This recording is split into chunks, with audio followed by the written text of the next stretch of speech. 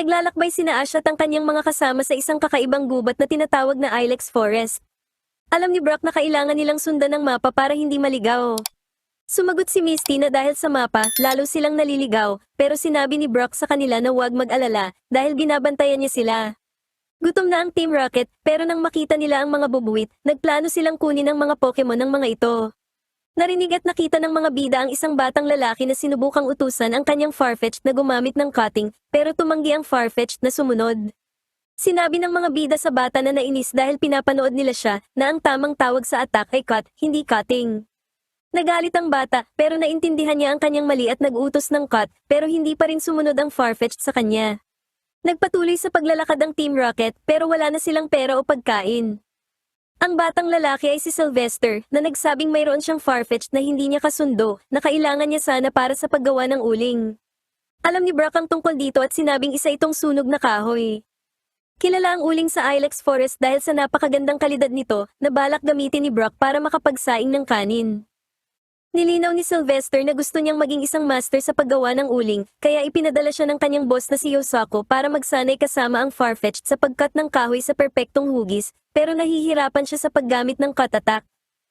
Naalala ni Ash ang kanyang pinagdaanan noon kasama si Pikachu, kaya sinabihan niya si Sylvester na isa siyang loser kung susuko siya agad, kaya sinubukang muli ni Sylvester na mag-ensayo. Tinawagan ni Ash si Professor Oak na natuwa dahil nakuha na ni Kurt ang GS Ball.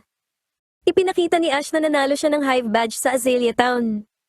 Sinabi rin niya na nakakuha siya ng Lure Ball at sinabihan siyang mabuti ito sa paghuli ng mga Water-type Pokemon. Ipinaalam ni Oak sa kanya na ang mga Pokemon sa lab ay maayos ang kalagayan, kaya binati siya ni Snorlax, Kingler, Tauros, at Mach sa pamamagitan ng video phone. Nag-log out na si Oak, kaya pumunta si Ash sa mesa kasama ni Misty at Brock. Nakita ni Brock na ang pinakamalapit na gym ay nasa Goldenrod City. Biglang lumitaw si Sylvester at tinanong si Joy kung nakita ba ang kanyang Farfetch'd dahil lumayas ito at hindi sumunod sa kanyang mga utos. Inisip ni Joy na baka pumunta ito sa bahay ng kanyang boss. Nakita ni Sylvester na baka lumayas ang Farfetch'd katulad noong nakaraang beses, kaya nagmungkahi si Ash na tulungan siyang hanapin ang Farfetch'd na ikinatuwa naman ni Sylvester. Pumunta si Sylvester sa kanyang boss at tinanong kung nakita nito ang Farfetch'd. Nakita ng kanyang boss na nawala niya ito at sinabing kailangan niyang umasa sa Magmar at Farfetch'd para makagawa ng uling. Kahit natatakot ang mga bida sa boss ni Sylvester, sinabi ni Ash na ginagawa ni Sylvester ang lahat ng kanyang makakaya at ipinakilala ang sarili bilang isang trainer na sasali sa Johto League. Nakita ng boss ni Sylvester na mukhang alam ni Ash ang kanyang sinasabi, kaya nilinaw niya kay Sylvester na hindi niya pwedeng utusan lang ang Farfetch'd ng basta-basta dahil dapat din silang magkasundo. Inutusan niya si Sylvester na hanapin ang Farfetch'd, kaya naghanap ang mga bida at si Sylvester sa loob ng gubat. Naglakad-lakad ang Team Rocket at nagrereklamo kung gaano na sila kagutom. Biglang nakaamoy ng pagkain si Meowth, kaya binuhat siya ni James at hinayaang ituro ni Meowth ang daan papunta sa pananggagalingan ng amoy. Nakarating sila sa isang poste at agad itong hinawakan ni James. Nakita ni Jessie na hindi ito masarap, pero kinain pa rin niya ito kasama si Meowth dahil sa sobrang pagkagutom, na lalong nagpagutom kay James. Gayunpaman, nakakita sila ng isang Farfetch'd, kaya nagplano silang hulihin ito dahil malaki ang halaga nito bilang isang pambihirang Pokemon. Sinubukang sumugod ni James, pero mabilis na umiwas ang Farfetch'd. Gayunpaman, napalibutan na ito ng Team Rocket. Naglalakad ang mga bida at iniisip na magagalitin talaga ang Farfetch'd na iyon. Nakarating sila sa isang dambana kung saan huling nakita ni Sylvester ang Farfetch'd noong nakaraan. Inisip ni Sylvester na baka aabutin ng ilang araw, o linggo pa nga, bago ito mahanap sa loob ng gubat. Gayunpaman, determinado ang mga bida na mahanap ito, kaya inilabas nila ang kanilang mga Pokemon para tumulong sa paghahanap, bagaman mabilis na pinabalik ni Brock si Pineco bago pa man ito mag-self-destruct. Nag-alinlangan si Sylvester sa ideya, pero naghiwa-hiwalay silang lahat para hanapin ang Farfetch'd. Nahihirapan ang Team Rocket na kontrolin ang Farfetch'd na patuloy na gumagawa ng gulo. Sinabi ni Meowth kay Jessie na dapat nila itong labanan, pero inihagis siya ni Jessie, bagaman pinigilan ito ng Farfetch'd gamit ang lick nito, kaya nahulog si Meowth kay Jessie. Inilabas ni Jessie sina Lickitung at Arbok, at gumamit ng Poison Sting, kahit na ipinagtanggol ng Farfetch'd ang sarili gamit ang lick nito. Sinubukang umatake ni Arbok, pero hindi tumama, kaya ginamit ni Lickitung ang mahabang dila nito para makuha ang lick. Sinubukang kainin ni Lickitung ang lick, pero mabilis itong kinuha ni Jessie dahil kailangan nila ang buong set para may benta ito ng mahal. Sinubukang tumakbo palayo ng Farfetch'd pero gumamit si Meowth ng lubid para tuluyang mahuli ito. Sinubukang kainin ni James ang lick pero kinuha itong muli ni Jessie. Nakita ni Heracross ang Team Rocket. Sinabihan ni Jessie si James na tumahimik na kasalukuyang gutom na gutom pa rin. Biglang hinarap ng Team Rocket ang mga bubuwit. Sinabi ni Sylvester sa kanila na ibalik na ang Farfetch'd, bagaman tumanggi ang Team Rocket na ibigay ito ng basta-basta. Sinubukang bawiin ito ni Sylvester, pero inilabas ni Jessie sina Arbok at Likitang. Inintimidate nila ang bata, pagkatapos ay pinatid siya ni Meowth, at sinubukan ng Team Rocket na makatakas. Gumamit sina Chico Rita at Bulbasaur ng Razor Leaf na pumutol sa net at nagpalaya sa Farfetch'd. Ginamit ni Likitang ang dila para subukang makuha itong muli, habang inilabas naman ni James sina Victreebel at Weezing, at agad namang sinubo ni Victreebel si James.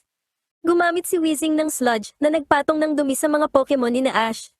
Gumamit si Arbok ng Poison Sting pero lumitaw si Onix at binaliwala lang ang pinsala. Dumating sina Brock at Misty at nilinis ni Poliwag ang putik gamit ang water gun.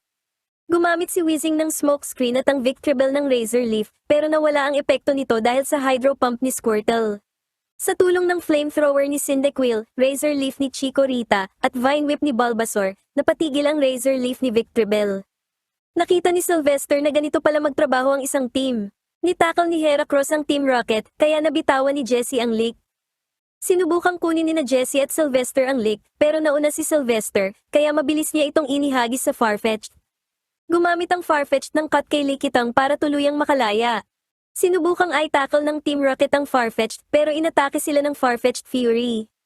Sinubukang tumakas ng Team Rocket, pero naharangan ang kanilang daan ng mga punong pinutol ng cut ng Farfetch'd. Gumamit si Pikachu ng Thunderbolt na nagpatalsik sa kanila sa langit. Nagbunyi si Sylvester, pero sinabihan siyang naging perpekto na ang cut attack ng kanyang Farfetch'd. Nakita ni Sylvester na marami siyang natutunan ngayong araw, kaya nakiusap siya sa Farfetch'd na i-cut ang mga puno sa mga bloke para sa paggawa ng uling. Sumunod ang Farfetch'd at pinutol ang kahoy sa perpektong hugis na nagpapakita kay Sylvester na isa na silang tunay na team ngayon. Bilib at proud si Yosako sa trabahong ito, kaya binigyan niya ang mga bida ng ilang uling bilang tanda ng kanyang pasasalamat. Nagpasalamat si Sylvester kay Ash at binati siya ng good luck para sa Johto League. Kumaway ang mga bida para magpaalam, habang patungo sa kanilang susunod na pakikipagsapalaran. Habang naglalakad ang mga bida sa dalampasigan, nakakita sila ng isang batang lalaki na sinusubukang ayusin ang itsura ng kanyang Pokemon na Wobbuffet para maging mas maganda ito. Ipinakilala ng mga bida ang kanilang sarili sa bata na nagngangalang Benny. Sinabi niya na gusto niyang mas pagandahin ang itsura ng Wobbuffet para sa pakikipag-swap at mai-trade ito sa isang Pokemon na kasing lakas din ito. Alam ni Misty na hindi niya ito kukunin pero matapos paalalahanan ni Brock, pinuri niya na lang ito. Nais ni Benny na mag-ensayo ng bagong Pokemon at matagal din niyang sinanay ang Wobbuffet. Dahil sa pagtatanong ng mga bida, dinala sila ni Benny sa lugar kung saan gaganapin ang trading event. Nagugas ng mukha ang Team Rocket pero nadilaan si Jessie ni Likitang at nakagat naman si James ni Victreebel. Dumating si Meowth at ibinalitang mayroong swap event sa bayang ito, kaya pumunta ang Team Rocket para subukang magnakaw ng Pokemon. Sumunod sa kanila ang isang Snubbull na kanina pa sila sinusundan. Habang naglalakad sa piyesta, napansin ng mga bida ang ilang Tauros na nagtatakbuhan. Sinabi ng isang lalaki sa kanila na kung mahahawakan ng sinuman ang sungay ng Tauros habang tumatakbo, makakakuha siya ng tropeyo. Sinubukang gawin ito ni Ash, pero nang makita ang mga Tauros, tumabi siya at inisip na gagawin na lang niya ito sa susunod na taon. Gayunpaman, nakita niya ang mga Tauros na naglalaban sa arena at tinawagan si Professor Oak para ipadala sa kanya ang kanyang Tauros. Pinaalalahanan siya ni Oak na mayroon siyang 6 na Pokemon kaya kailangan niyang magpadala ng isa sa lab. Hiniling ni Oak na ipadala ni Ash si Heracross para mapag-aralan ang pagsipsip nito ng katas ng puno. Ginawa iyon ni Ash at natanggap ang kanyang Tauros. Pumunta siya sa stadium para kalabanin si Fernando, ang kasalukuyang kampiyon sa labanan ng mga Tauros. Inilabas ni Ash ang kanyang Tauros at nagdeklarang labanan si Fernando, nagagamit ng takedown attack. Nagbanggaan ang mga Tauros at walang panig ang gustong sumuko. Nakita ni Benny at ng Wobbuffet si Ash sa screen, habang sina Jessie at James naman ay nagtitinda ng mga inumin at pagkain bilang plano para magnakaw ng mga Pokemon. Nalamangan ng Tauros ni Fernando si Ash, pero nakabawi ang Tauros ni Ash at pinalipad ang Tauros ni Fernando, dahilan para matalo ito. Nakita ng mga bida ang maraming trainer na ipinagmamalaki ang kanilang mga Pokemon para i-trade at naintindihang sinanay nila ang mga ito ng husto para maipalit. Inisip ni Benny na i-trade ang Wobbuffet para sa Tauros ni Ash. Nang makita si Ash, sinubukang lumapit ni Benny para magtanong, pero nauna ang ibang mga trainer na humihiling kay Ash na i-trade ang Tauros. Tumanggi si Ash na makipag-trade, na ikinagulat ng mga trainer, kaya nakita ni Benny na hindi opsyon ang pakikipagpalit kay Ash. Sinubukang makiusap ni Benny sa isang tao para sa isang scyther, pero hindi ito natuwa at nilagpasan lang siya. Naisip ni Benny na aabutin ng oras bago may makumbinsi na ang kanyang Wobbuffet ay isang mahusay na Pokemon. Lumapit ang mga bida kay Benny at nag-alok ng tulong para matrade ang kanyang Wobbuffet, kaya pumayag si Benny. Ipinakilala ni na Jessie at James ang kanilang pinakabagong trade machine na nagagawa ring mag-level up ng Pokemon. Gayunpaman, sa loob nito ay inilalagay lang ni Meowth ang mga walang lamang Pokeball para ipalit sa mga may lamang Pokeball. Habang ginagawa nila iyon, patuloy na sumusunod ang Snubbull sa kanilang bakas. Naghahanap si Misty ng mapagpipilian para sa trade ni Benny, pero wala siyang nakita. Lumabas si Psyduck mula sa Pokeball nito, bagaman binalaan ito ni Misty na maaari niya itong i-trade. May ilang bata at trainer na lumapit para subukang makuha si Psyduck dahil naniniwala silang may talino ito at magandang itsura, pero tumanggi si Misty at nagulat sa mga papuring iyon para kay Psyduck. Iminungkahi ni Ash sa isang batang babae na i-trade ang Sentret nito sa Wobbuffet, pero tumanggi ito.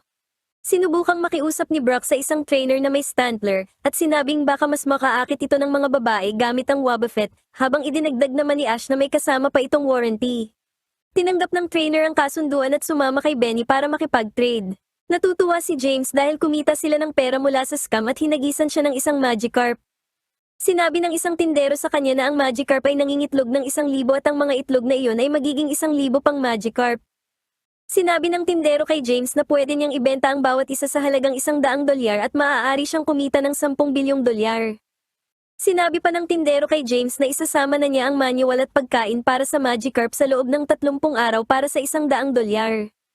Tinanggap ito ni James, pero naalala niya ang isang katulad na bentahan noon sa streetan at napagtantong ang tinderong iyon ang kasalukuyang nakikipag-bargain sa kanya. Nakita ng tindero na nabisto siya kaya tumakbo siya palayo, habang hinabol naman siya ni James. Nang magpapalitan na sana sila ng Pokemon, nakakita ang lalaki ng isang hutot at iniwan si Benny kasama ang kanyang Wobbuffet. Hinabol ni James ang tindero na nakabangga kay Jessie at nagpatalsik sa kanya palayo. Bumagsak si Jessie sa trading machine at nahulog ang kanyang Pokeball sa loob nito na nagpasimula ng proseso ng trade. Binalikan ni Jessie ang kanyang ball nang hindi namamalayang na trade na niya ito kay Benny. Hinanap ni James ang tindero, pero pinatigil siya ni Meowth dahil binalaan niya itong nalaman na ng mga tao na ang kanilang trade machine ay isang pandaraya. Nag-undisguise ang Team Rocket at lumitaw ang mga bida para subukang bawiin ang mga tunay na Pokeball. Gayunpaman, nagpakawala si Meowth ng lubid na gumapos sa mga trainer. Nagumpisa silang gumamit ng vacuum at kinuha ang mga Pokeball ng mga trainer. Naalala ni Ash ang Tauros at inilabas ito na gumamit ng takedown. Inatake ng mga Tauros ang Team Rocket na tumama sa kanilang lobo at tumalsik sa langit habang bumalik naman ang mga Pokeball sa mga trainer. Matapos makalaya, nakitang walang laman ang mga ball, kaya pinuntahan ng mga bida ang Team Rocket para harapin sa krimeng ito. Natutuwa ang Team Rocket dahil nanakaw nila ang mga Pokemon at muling nalinlang ang lahat. Dumating ang kanilang mga kaaway, kaya inilabas ni Jessie si Lickitung at si Ash naman ay si Chikorita. Laking gulat ni Jessie nang ang lumabas ay isang Wobbuffet. Napagtanto ni Jessie na hindi sinasadyang na-trade niya ang kanyang Lickitung para sa Wobbuffet. Inutusan niyang umatake ang Wobbuffet pero nabasa ni James na ang Wobbuffet ay patient Pokemon, kaya hindi ito pwedeng umatake ng direkta. Gumamit si Chikorita ng Vine Whip na tumama sa Wobbuffet. Inulit ni Chikorita ang kanyang atake, pero nag-utos si Jessie ng counter, kung saan ibinalik ng Wobbuffet ang atake kay Chikorita. Gumamit si Chikorita ng Razor Leaf pero bumalik ang atake sa kanya dahil sa counter. Pinabalik ni Ash si Chikorita at inilabas si Pikachu na gumamit ng Thunderbolt. Habang gumagamit ng counter ang Wobbuffet, tumagal at kumalat ang kuryente sa buong Team Rocket na naging sanhi ng kanilang pagtalsik. Nang maglaon, bumalik ang mga bida dala ang mga Pokeball at ibinigay ang mga ito sa mga trainer. Dumating si Benny kasama ang Lickitung na agad siyang dinilaan. Gusto niyang pasalamatan ng babaeng may mahabang pulang buhok at nakasalamin bago ito umalis ng bayan sa pag-asang aalagaan nito ang Wobbuffet. Sumigaw si Benny na aalagaan niya ang Lickitung at umaasa siyang maaalagaan din ang Wobbuffet at hindi niya ito kalilimutan habang patuloy naman ang Snubbull sa paghahanap sa Team Rocket. Sa gabi, tinanggap ng Team Rocket ang Wobbuffet sa kanilang grupo at sinabihan itong maging matyaga dahil nakasabit sila sa isang sanga na ikinainis ng husto ni Jessie.